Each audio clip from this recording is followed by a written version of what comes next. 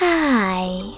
In front of me is POCO X5 and today I would like to show you how you can operate app permissions on this POCO.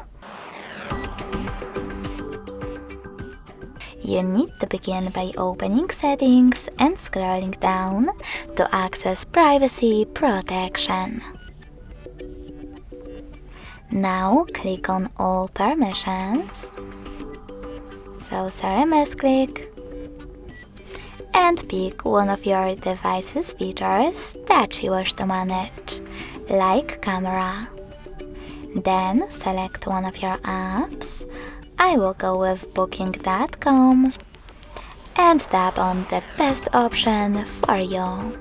Allow only while using the app, ask every time, or don't allow. I will go with the first one, so you have to click on it and tap on the back button. As you can see, after that, Booking.com just gained access to my device's camera if I'm using this app.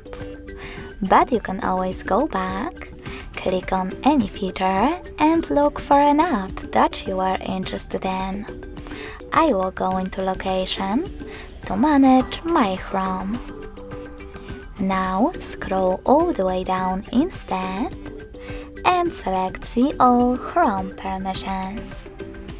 Then manage all of them only for this app from here.